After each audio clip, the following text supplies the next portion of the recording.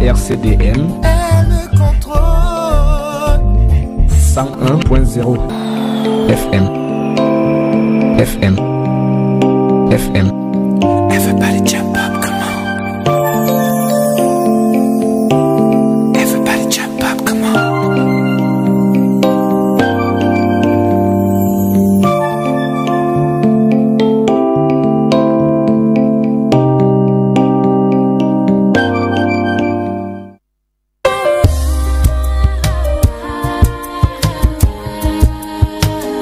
Quand les idées rencontrent les lettres, quand les lettres rencontrent la plume et que la plume se met au service de la société, la RCDM vous offre Espace littéraire. Espace littéraire. Chaque samedi, de 14h à 16h, de 14h à 16h, l'alternative médiatique vous amène à la découverte de l'art des lettres. Présentation des œuvres littéraires, lecture des textes poétiques, annonce des parutions, invités littéraires et bien d'autres surprises. Espace littéraire, tous les samedis, de 14h à 16h. Le verbe brillant, la plume enflammée, la parole engagée, les écrits lumineux. Tout pour le bonheur des amoureux des lettres. Soyez des nôtres.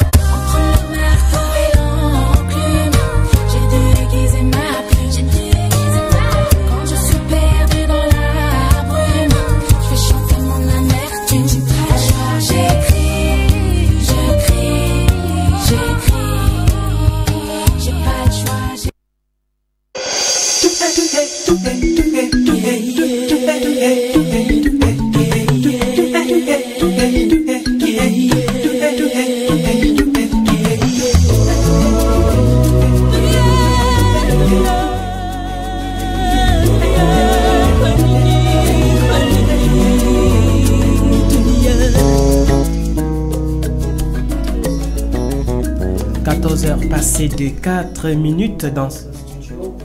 Mesdames et messieurs, bon après-midi et merci de nous révéler de votre confiance à l'écoute de ce programme Espace littéraire qui commence sur la RCDM.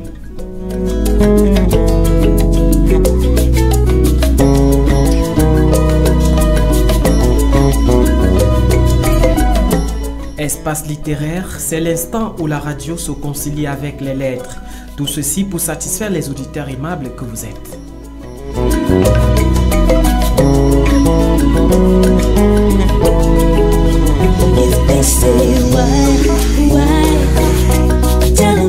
Lors de notre dernière production, nous vous avons entretenu sur le genre romanesque.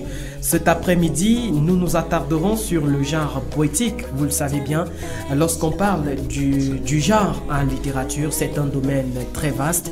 C'est pourquoi, ensemble avec bien sûr mon consultant maison, le frère René Maguergué, nous allons autant que faire se peut entrer dans les méandres justement du genre poétique à travers ce programme de Espace littéraire de cet après-midi.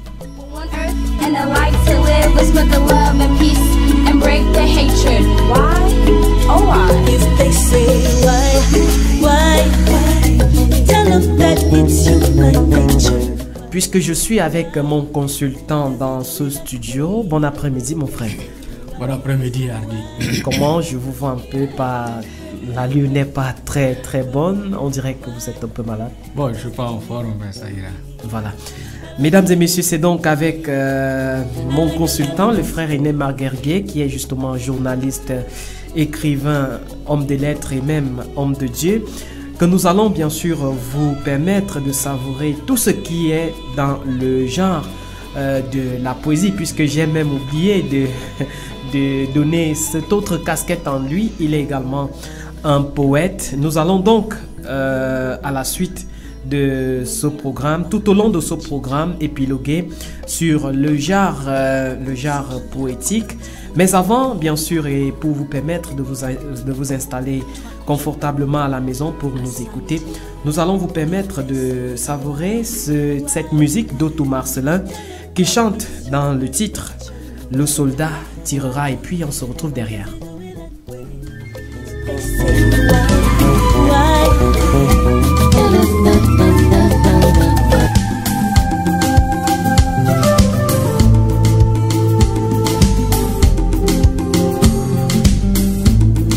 Parfois je me demande si ma vie recommence. Ou alors c'est l'Afrique qui change. Quand les armes se vendent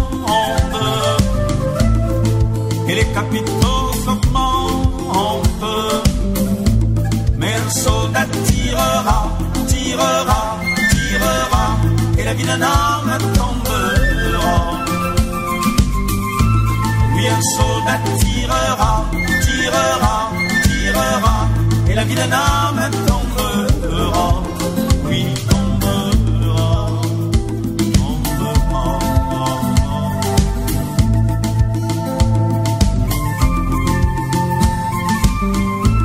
Oui, parfois je me demande si ma vie recommence. Ou alors c'est l'Afrique qui change. Quand les âmes se vendent et les capitaux augmentent, mais un soldat tirera, tirera, tirera, et la vie d'un âme tombera. Oui, un soldat qui tirera, tirera et retirera, et la vie d'un âme tombera. Oui, tombera, tombera. Cette paix qui s'en va reviendra quand l'Afrique donnera. On ira. Cette paix qui s'en va, oui, reviendra quand l'Afrique donnera. On ira.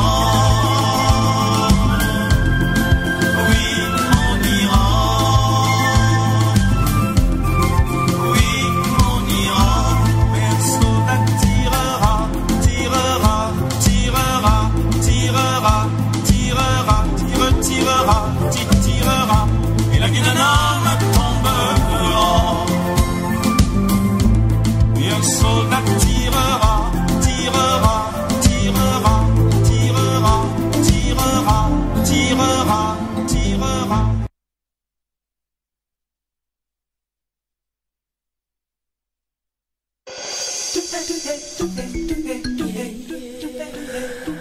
Alors, mesdames et messieurs, merci pour cette musique d'Otto Marcelin dans son titre Le soldat tirera, un morceau qui nous permet justement qui me permet de retrouver mon consultant de ce programme d'espace littéraire. Mesdames et messieurs, si vous vous connectez donc à l'instant, ne perdez surtout pas de vue, vous êtes à l'écoute de la radio communautaire de développement de l'Anvila.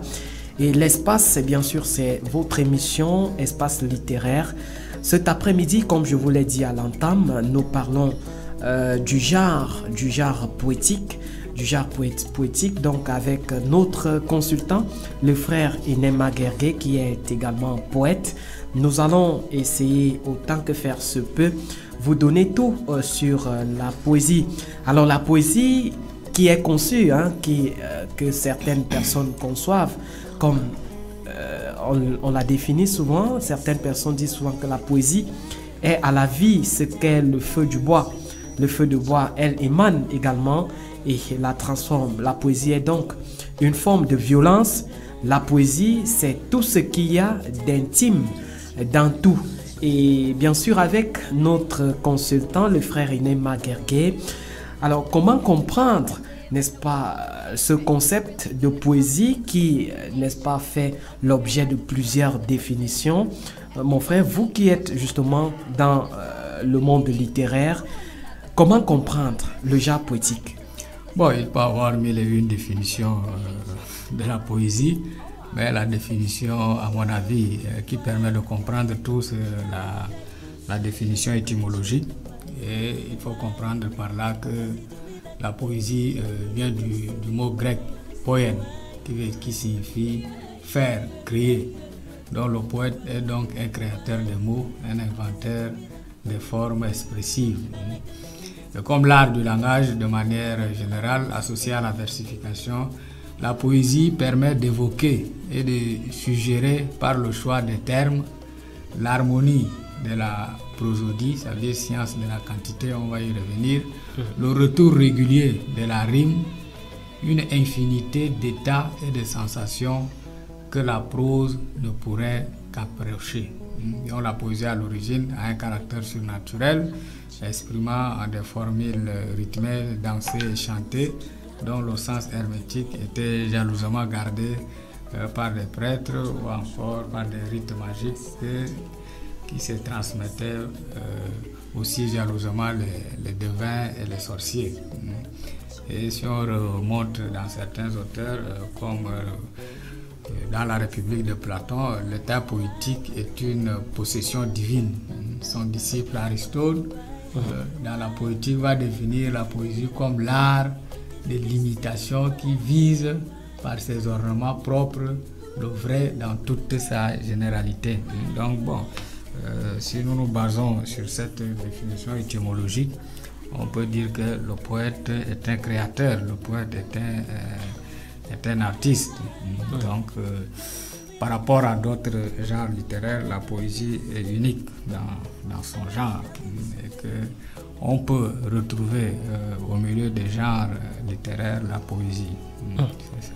Merci pour cette définition qui justement nous permettent ici même dans ce studio et ceux qui nous écoutent à la maison de bien nous fixer sur l'étymologie de ce qu'on entend par poésie.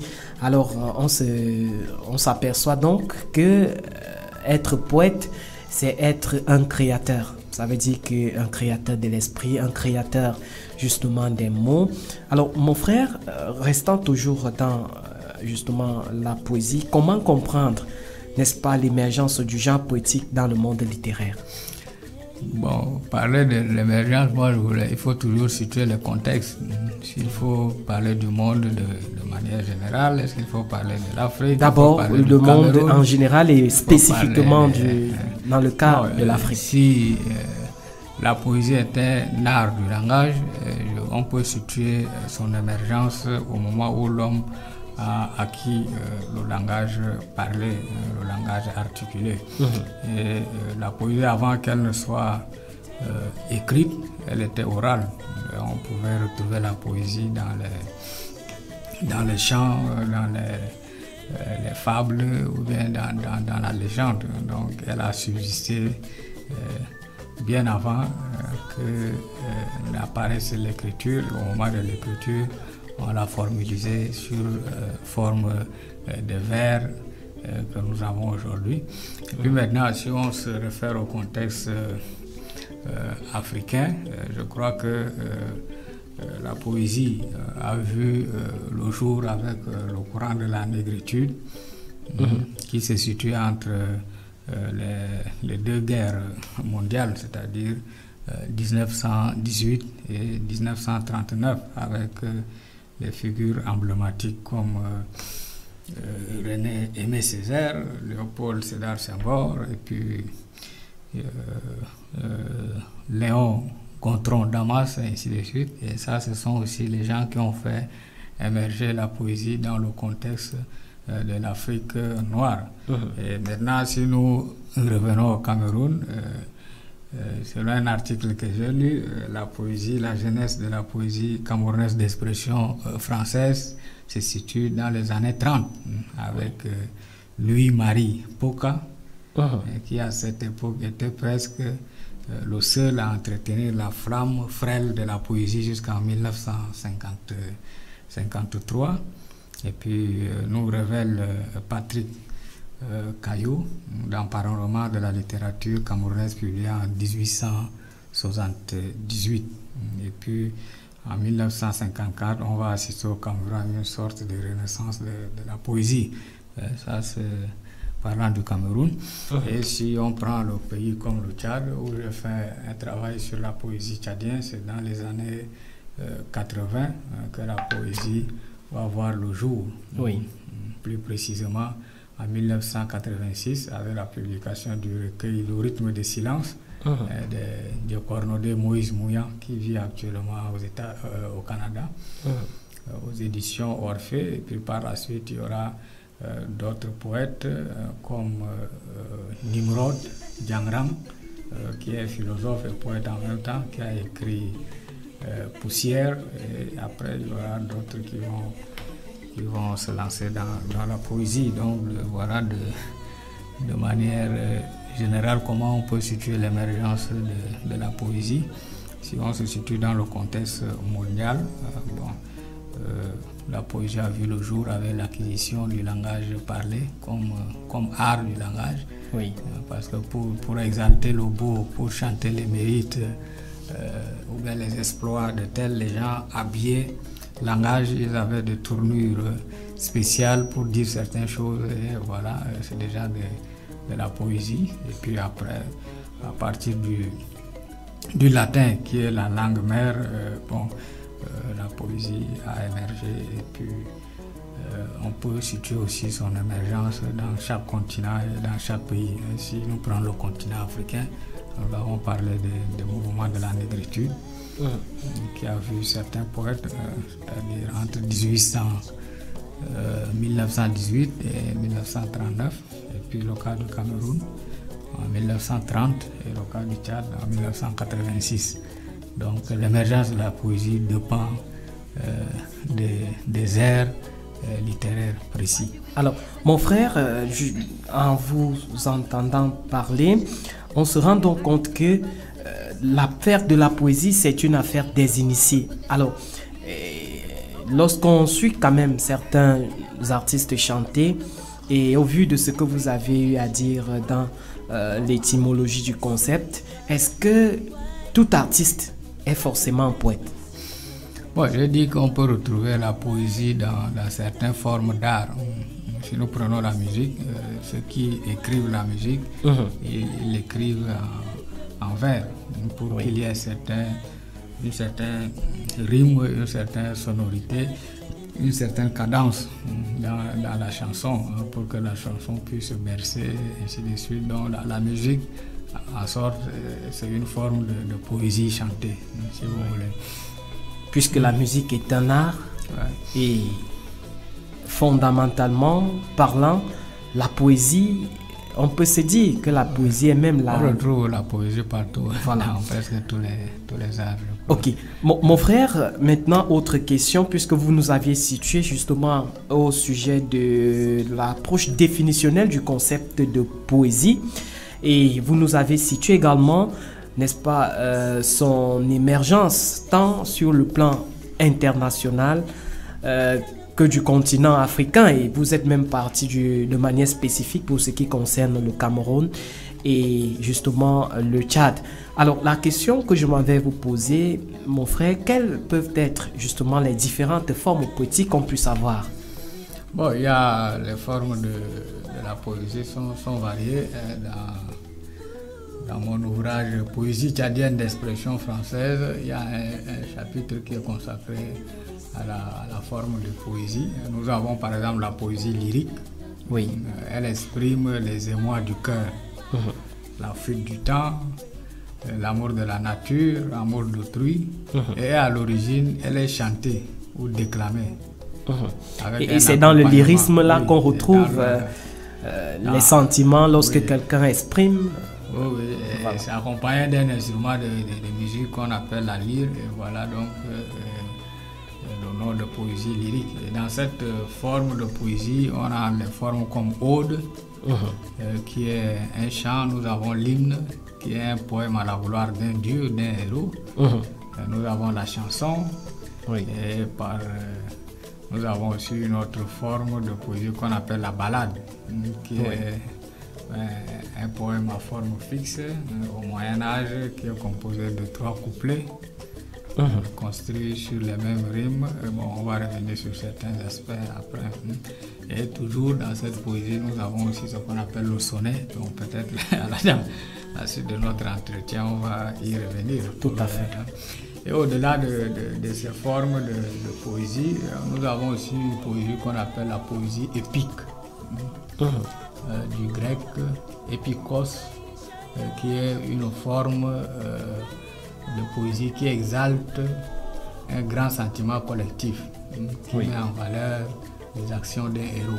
Par exemple, nous avons la chanson de Roland dans la littérature française, la légende des siècles. Et nous avons un roman justement dans le cadre de l'Afrique qu'on appelle l'épopée de Soundiata Keita. Je crois que ça, on peut classer ça dans la poésie épique, parce que ça raconte et puis l'exploit de ces personnages-là. Après, il y a ce qu'on appelle la poésie dramatique. Oui. C'est celle qu'on trouve dans le théâtre, qui exprime la tragédie, le pathétique. Oui. Nous avons encore une autre forme de poésie, la poésie satirique, du latin sature, mélange, c'est une poésie qui attaque avec humour les vices, les mœurs de son temps. Parmi les poésies satiriques, on peut noter par exemple la satire, et puis il y a encore d'autres formes, épigramme, qui est un petit poème bref qui se termine comme par exemple l'épigramme de Voltaire, et puis ainsi de suite. Après, nous avons la poésie pastorale. La poésie pastorale évoque la vie pastorale, les travaux des champs, la vie des bergers. Nous avons par exemple les formes qu'on appelle le glock, qui est un petit poème de dialogue entre les bergers dans un cadre bucolique. Nous avons l'idylle, qui est aussi un poème qui évoque les scènes amoureuses, ainsi de suite. Après, nous avons la poésie didactique. Elle se donne pour but d'enseigner agréablement par l'art poétique. Nous avons l'art poétique. Dans cette catégorie, on a d'autres formes qu'on va y revenir. Et puis, enfin, nous avons la poésie engagée, qui est celle qui amène le poète dans un contexte historique précis. Guerre de religion, guerre mondiale, atteinte de la liberté, misère sociale, a décidé de mettre son art au service d'une cause.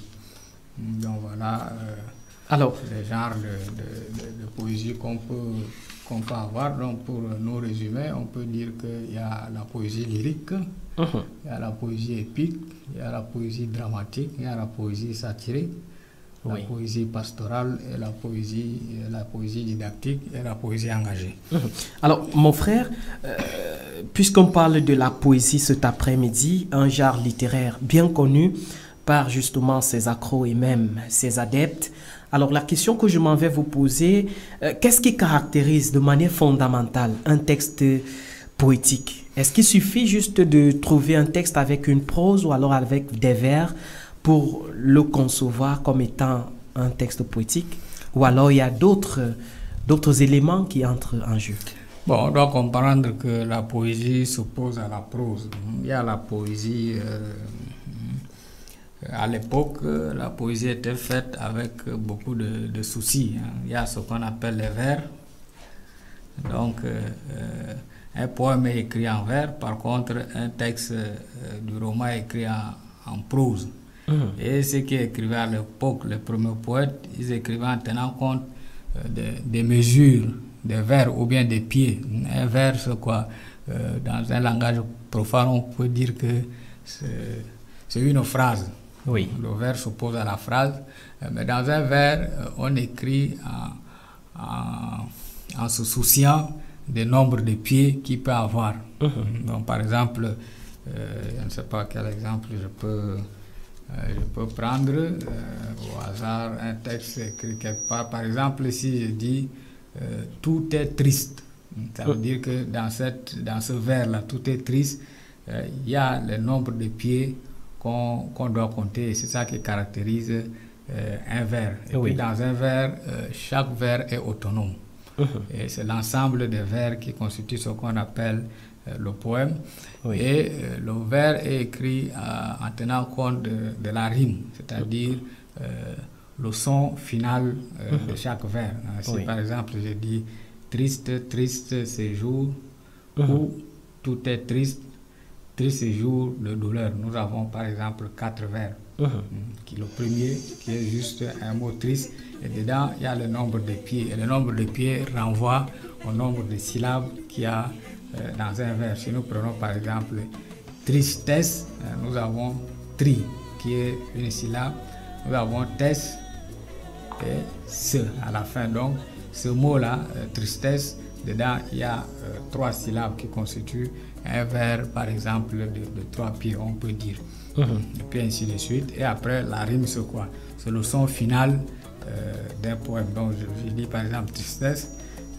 Après, nous avons jour, nous avons triste, et nous avons douleur.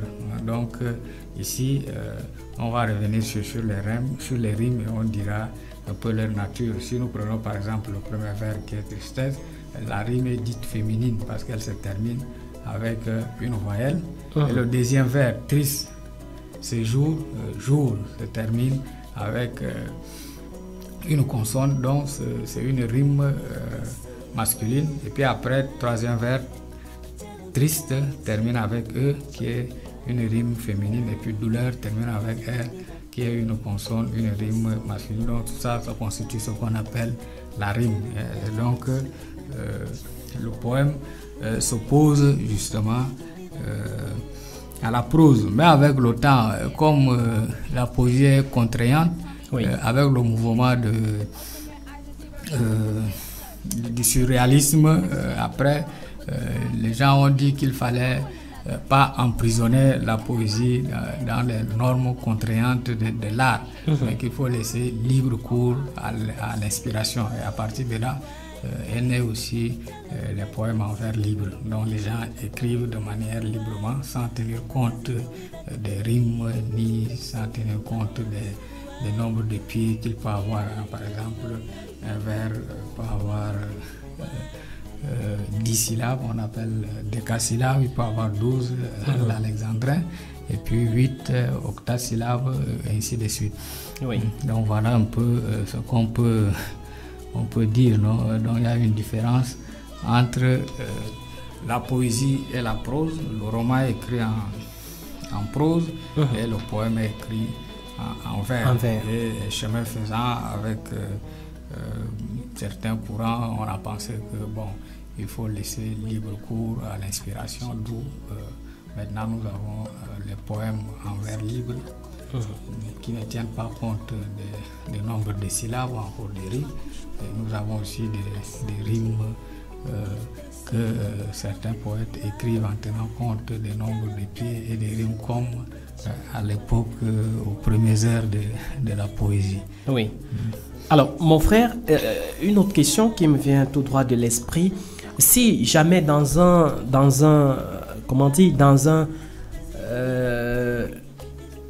livre poétique, on parvient à retrouver, n'est-ce pas, certains vers assortis des textes écrits en prose, comment est-ce qu'on peut concevoir ce texte ou alors ce roman? Bon, c'est ça que j'ai dit au début. J'ai dit qu'on retrouve la poésie dans presque tous les genres. On peut écrire un roman en prose, et par exemple, si l'auteur peut décrire un personnage, il est obligé de faire recours à la poésie. Donc, si on retrouve dans un roman, il y a même à l'époque, au début, il y a des romans qui étaient écrits tout en vers. Par exemple, dans la littérature française, il y a certains écrivains qui avaient tout écrit leurs romans en vers. Et si nous prenons par exemple les fables de La Fontaine, qui est un conte, mais ce conte est écrit en vers. Donc on peut, par abus de langage, on peut dire si c'est un roman poétique ou bien, je ne sais pas. Voilà.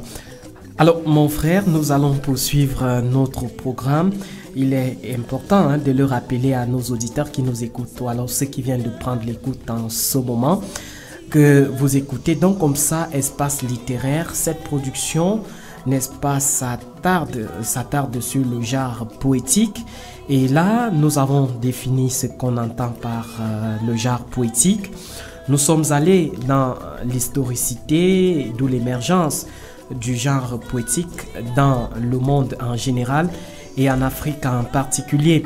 Et là, tout à l'heure, le frère nous a situé sur les différentes formes poétiques que l'on puisse avoir. Il a parlé de la forme lyrique, Il a parlé également de la forme dramatique, de la forme pastorale, de la forme satirique.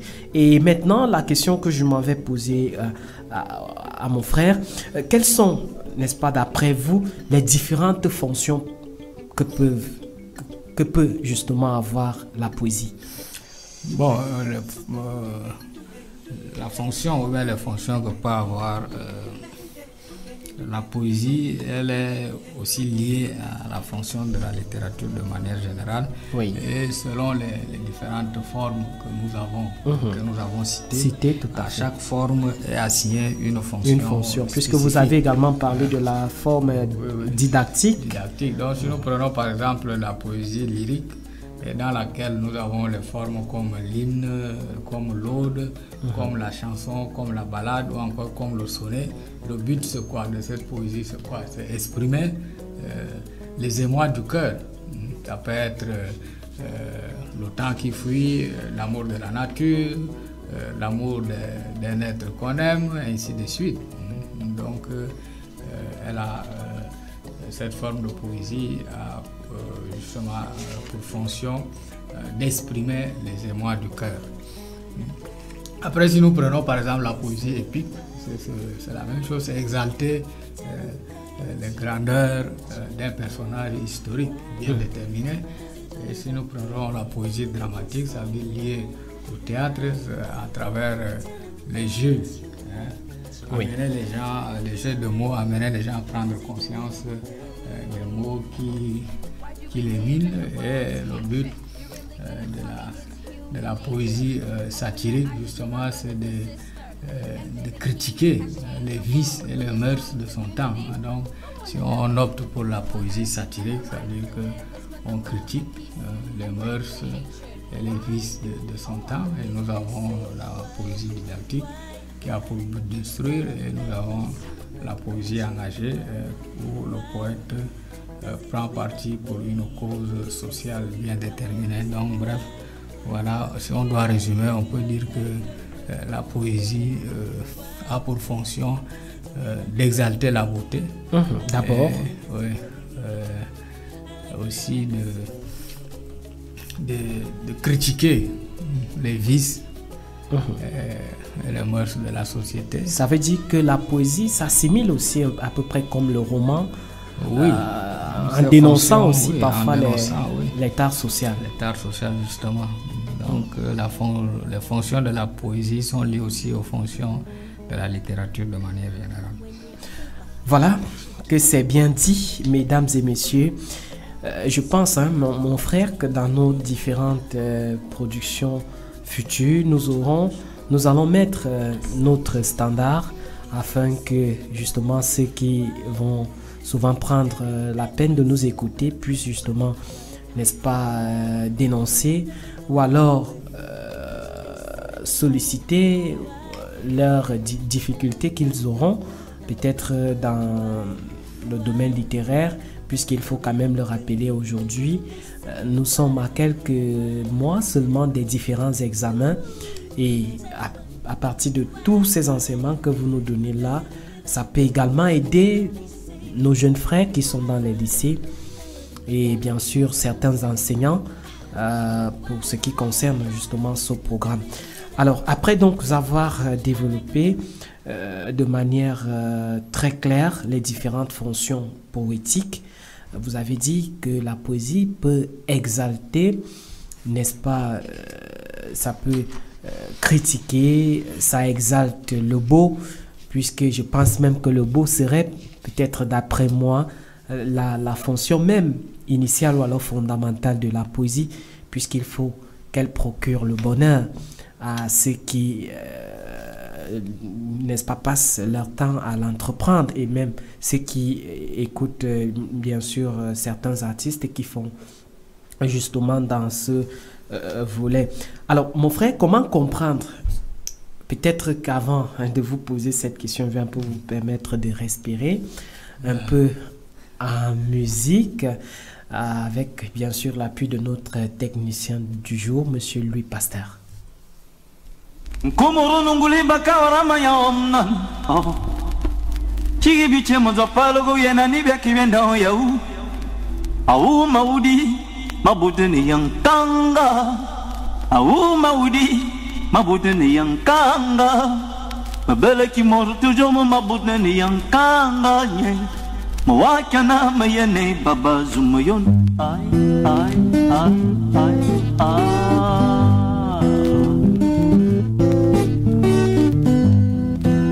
Beba que va bon bien amuna bambaraou. Bayena bashara la tamuna bambaraou. Yo ena manga mana jogi mama suena minyinga dam. Amuna mabena majo. Amuna mabena minkawa. Amuna mahinga yinga dama. Amuna mabena ay. Ezazue zatamano. Ay ay ay ay.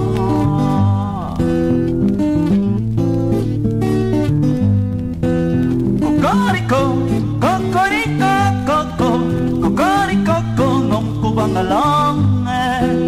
Cocorico, cocorico, coco, cocorico, non cubangalong.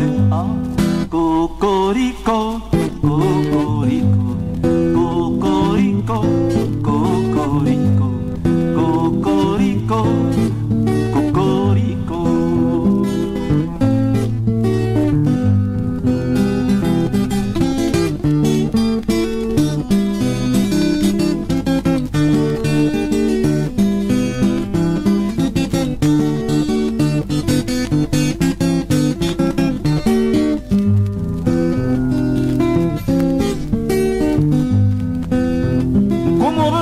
Kawana mayong ano oh chigi bichimo za palogu yena ni vya kivendo ya u awu maudi mabudani yang kanga awu baimowe mabudani yang kanga mabele kimono tujomo mabudani yang kanga mwakana mayene baba sumuyo ay ay ay ay ay ay uy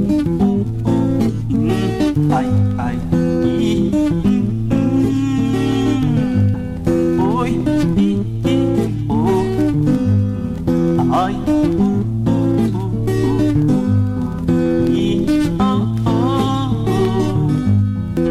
mabudani yang kanga au baimowe mabudani yang kanga mabalaki moro tujongo mabudani yang kanga wakana mayani baba sumuyo ay ay ay ay ay kokariko kokariko koko kokariko konom kubangalonge kokariko kokariko koko Bangalonge, cocorico, cocorico, cocorico, cocorico, cocorico, cocorico, cocorico, cocorico, cocorico, cocorico. Merci pour cette musique d'Otto Marcelin dans son titre Cocorico qui nous permet justement de retrouver, n'est-ce pas, mon consultant dans ce programme d'espace littéraire cet après-midi. Mesdames et messieurs, si vous prenez donc l'écoute en ce moment, sachez que vous êtes connectés 5.5 sur les ondes de la 101.0 MHz. Et ce samedi, nous sommes là pour vous entretenir sur le genre poétique, puisque nous avons déjà parlé justement de l'émergence du genre poétique, des différentes formes poétiques et sans oublier les différentes fonctions que peut justement avoir la poésie. Nous allons continuer avec vous, le frère, pour vous poser cette autre question, puisque nous sommes et nous restons toujours dans le cadre de ce genre littéraire qu'est la poésie. Comment comprendre donc les thèmes que vous avez évoqués un peu plus haut, à savoir le sonnet, la ballade, le rondeau dans le jargon, n'est-ce pas, poétique? Bon, ce sont des formes de poèmes qu'on peut dire à forme fixe. Et ces formes de poèmes à forme fixe s'opposent au poème en vers libre. Donc si par exemple nous prenons le sonnet, il est composé de 4 strophes. Bon, pour prendre le langage pour que les profanes comprennent, la strophe ici égale le paragraphe. Le sonnet est composé de 4 strophes. Et dans ces 4 strophes, il y a 2 quatrains. 2 quatrains, c'est quoi? Ce sont 2 strophes à 4 vers. 4 vers. Et puis après, nous avons les derniers qui sont des tercés. Les tercés, ce sont les strophes de vers à 3 vers.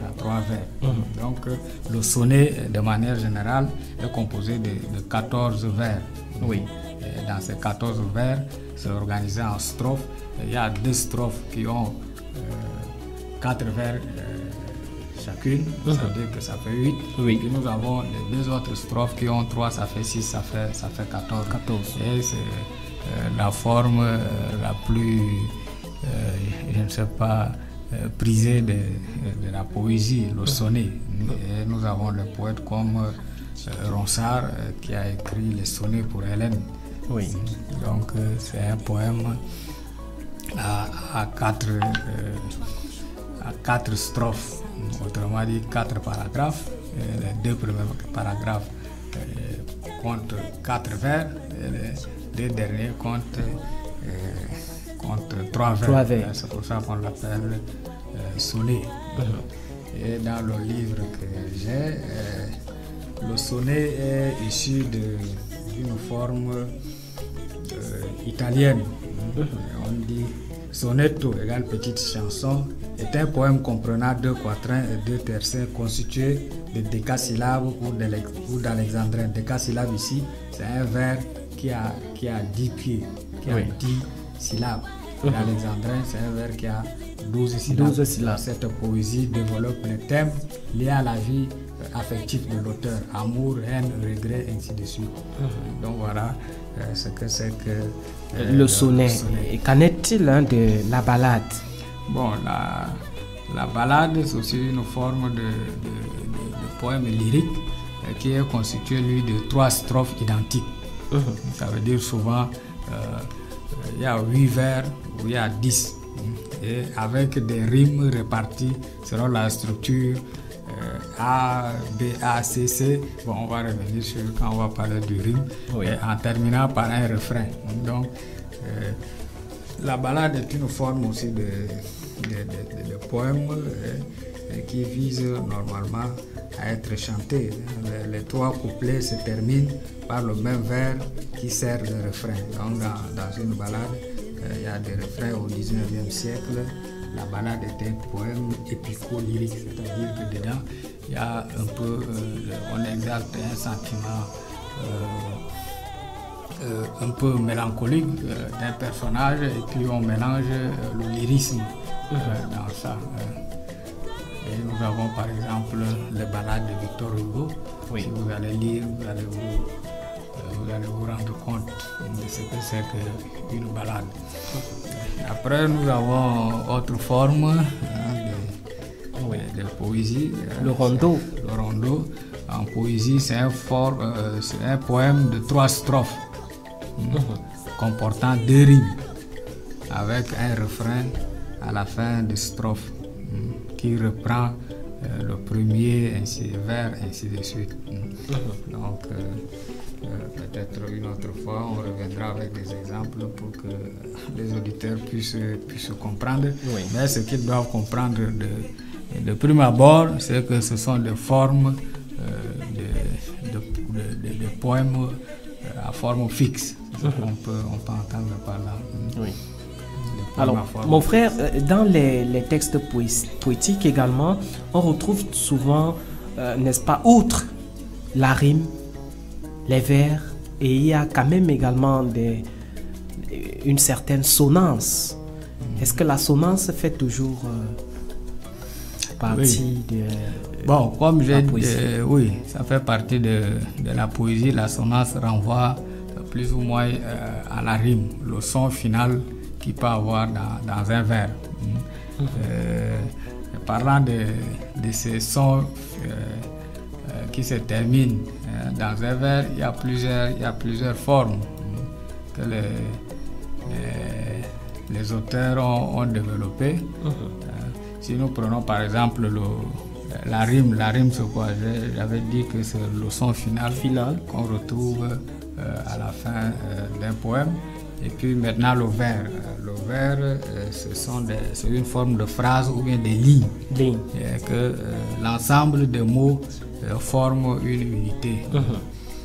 Donc si dans l'exemple que je vous ai lu avant, vous avez, ça veut dire que dans un vers, chaque vers est autonome. Et dans un vers, on peut retrouver ce qu'on appelle la rime. Bon, au hasard, je vais vous lire ce texte-là de Guillaume de Machaut et vous allez vous rendre compte de la rime qu'il y a.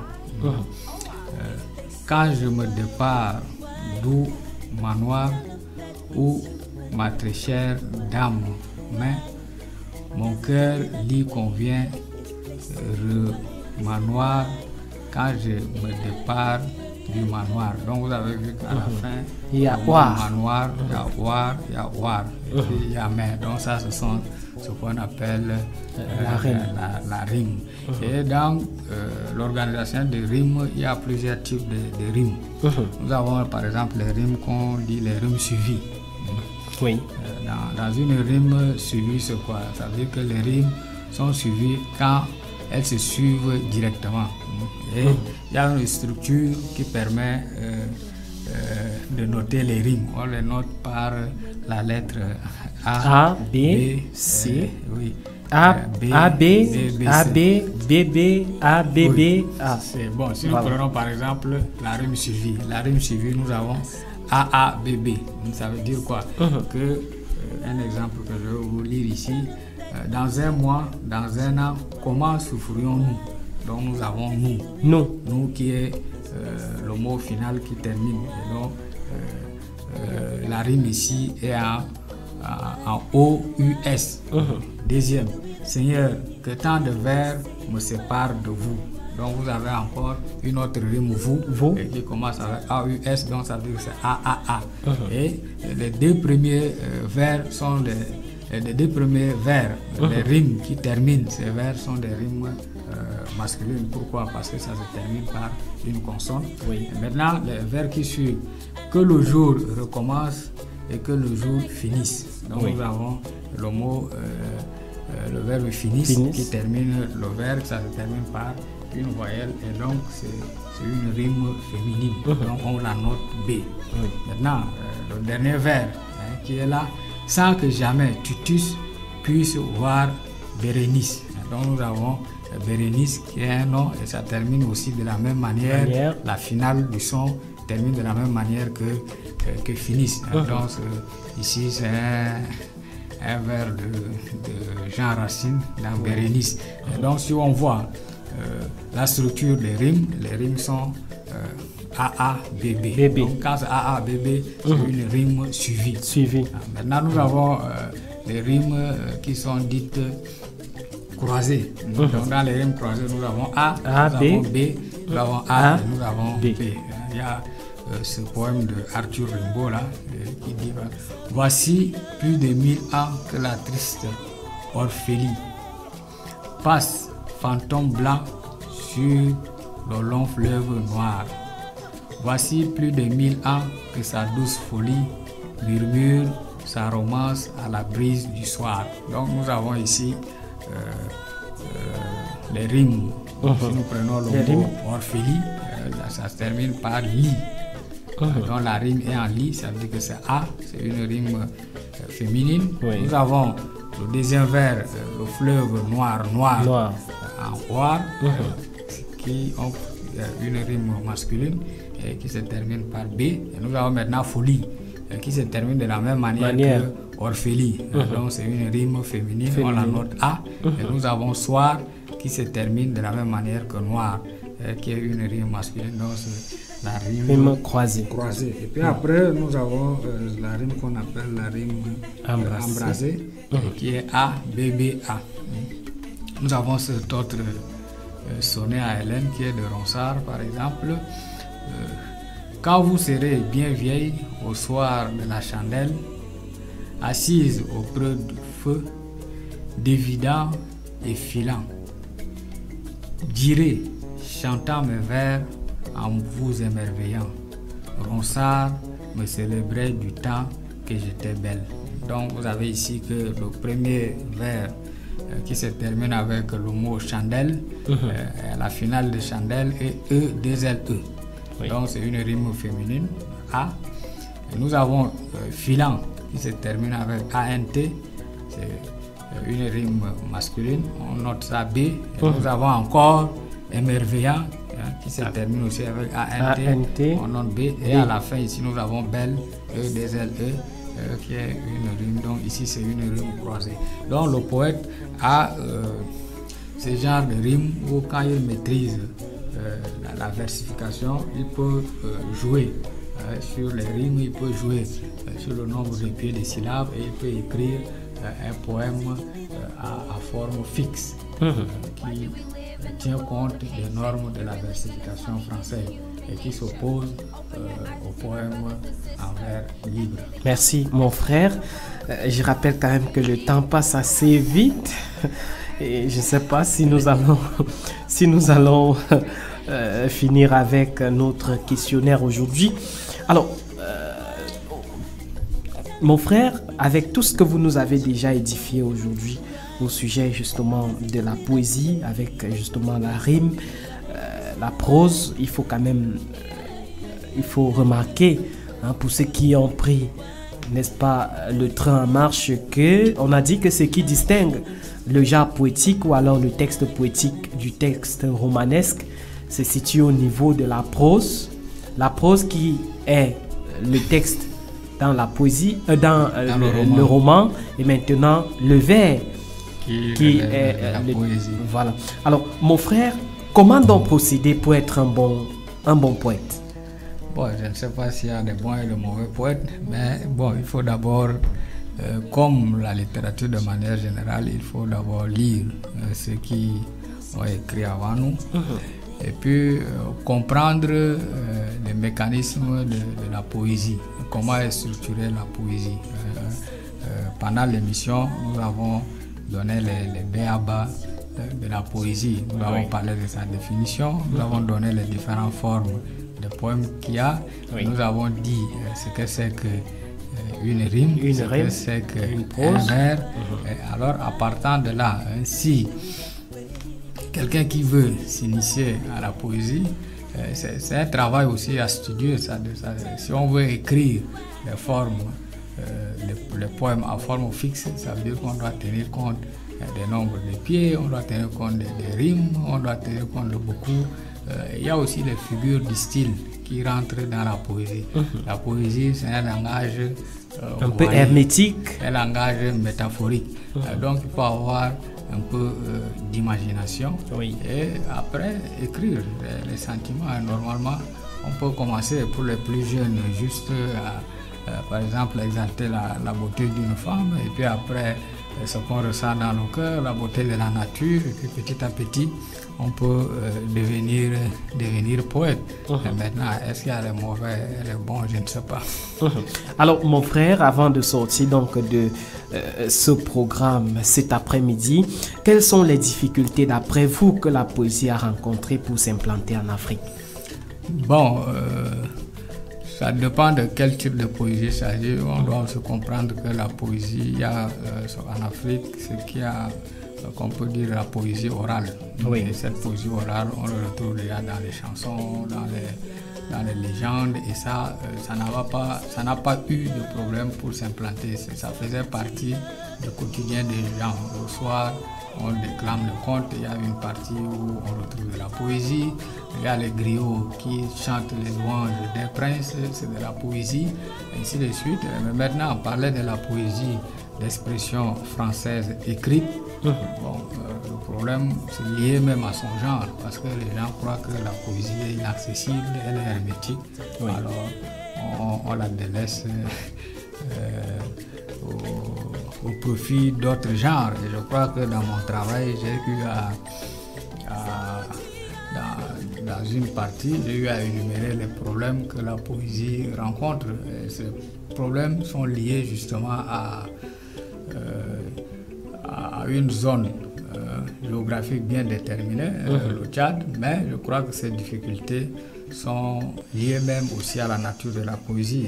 Par exemple, l'hermétisme de la poésie, ça veut dire que le profane ne comprend pas facilement la poésie. Certains disent parce qu'elle permet d'écrire c'est moi, la poésie permet de faire les éloges. Comme création, je crois cette création dont je reviendrai plus tard. Bon, il y a aussi un analphabétisme en Afrique qui constitue aussi un frein, un problème de la poésie. Et nous avons aussi un manque de cadre adéquat pour la rencontre de poètes, ainsi de suite. Et puis nous avons un manque de maisons d'édition appropriées. Et puis nous avons le délaissement même des gens de la poésie. Donc ça, ce sont les problèmes que la poésie rencontre. Et je crois qu'un poète, on doit aussi surmonter ces difficultés, être imaginatif et adapter la poésie au support actuel que nous avons. On est passé de la poésie écrite sur papier à la poésie déclamée, qu'aujourd'hui on retrouve chez certains jeunes, par exemple le slam. Le slam, c'est une forme de poésie chantée, déclamée, et cela peut permettre à ce que la poésie puisse vivre et continuer à exister. Alors, mon frère, avant de sortir, puisque c'est la dernière question, notre technicien est en train de nous faire des gros signes de l'autre côté de la baie vitrée que nous avons déjà épuisé de notre temps. Alors, que dire de ceux qui veulent justement s'investir dans le genre poétique, que ce soit, n'est-ce pas, les artistes, que ce soit également les écrivains en herbe et certains qui sont même déjà dans le genre mais qui éprouvent encore des difficultés. Comment faire pour s'en sortir? Comment faire? Il faut connaître le mécanisme de l'art et il faut se mettre à l'exercer. Et ça force de s'exercer qu'après on trouve son chemin, on trouve sa voie propre et on est reconnu par la société comme tel. Donc je crois qu'il faut s'y mettre, il faut s'exercer. Bon, si le technicien nous permet, on peut sortir avec un des poèmes que j'ai écrit en 2018. Oui. Comme ça, on va sortir par là. Le poème dit ceci: le tableau est beau, ton sourire mire au contact du flash de mon diaphragme. J'imprime l'énigme visage sur le prisme. Dans mon cœur, je te grave beauté, mon bonheur. Bon, ça c'est un poème. C'est écrit en souci de rimes et de vers. On peut le classer parmi les poèmes à forme fixe ou bien la poésie libre. Pour dire aux gens que bon, il suffit d'être attentif à ce qu'on ressent dans la vie. Il suffit de trouver les mots justes pour l'écrire. Et puis voilà, on est déjà poète. Une œuvre d'art est une création poétique et artistique délivrée par un flot de pensée chevaleresque soufflé par le cœur, apaisant et fertilisant l'âme par les aléas de la vie. Mesdames et messieurs, c'est bien sûr avec ce poème d'Abdal, il s'appelle Abderrahmane, voilà que nous allons donc mettre un terme à ce programme d'espace littéraire cet après-midi qui bien sûr nous a permis, n'est-ce pas, d'entrer dans les méandres du genre poétique. Vous avez donc eu tout sur le genre poétique avec bien sûr notre consultant, le frère René Maguergué, que nous allons remercier pour tous ces enseignements relatifs donc à la poésie, mon frère.